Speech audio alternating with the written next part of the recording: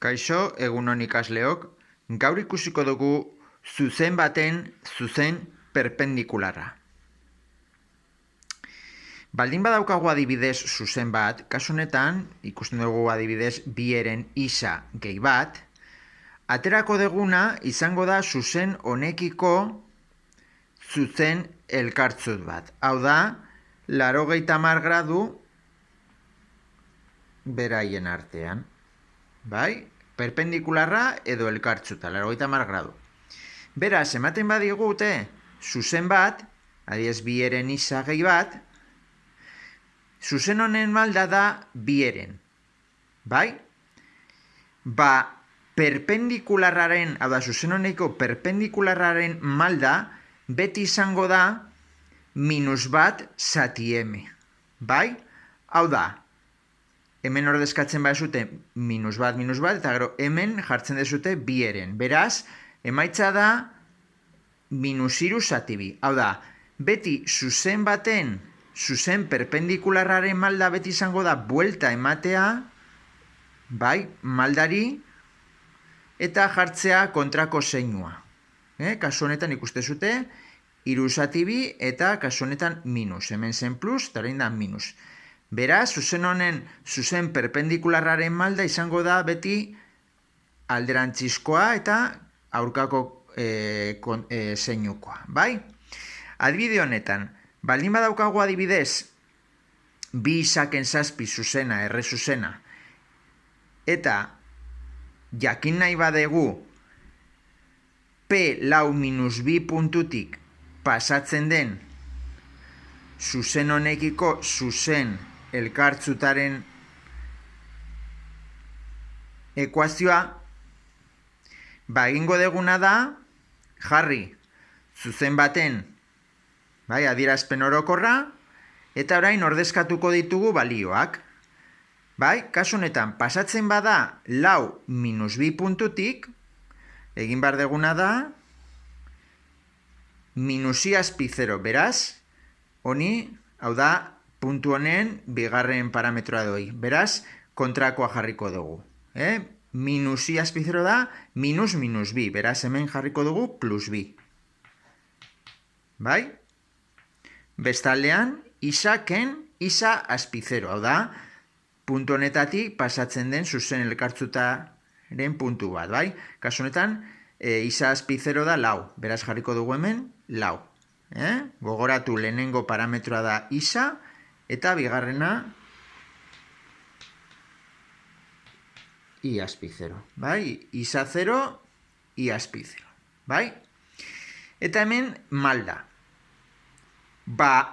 Honen malda baldin bada bi, zein da zuzen elkartzutaren malda?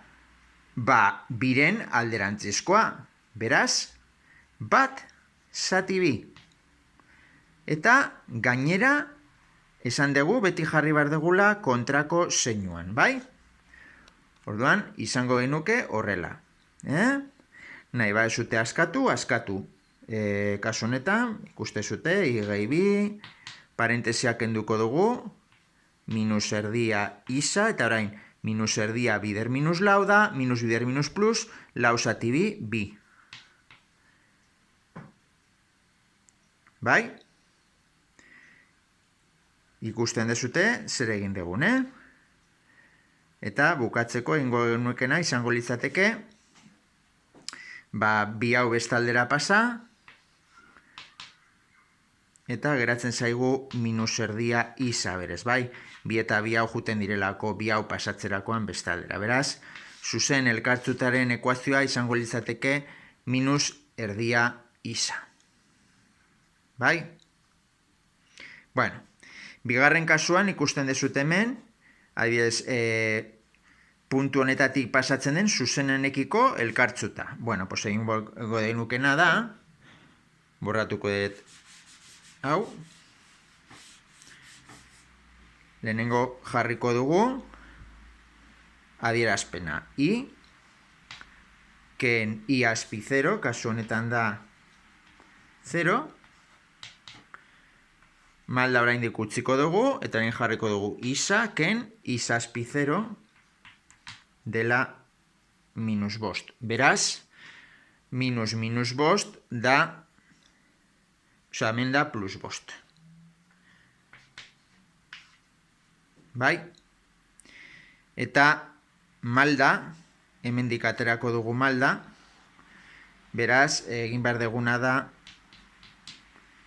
hau bestaldera pasa, minus bi isa ken zazpi, i berdin minus bi isa ken zazpi zati minus bost.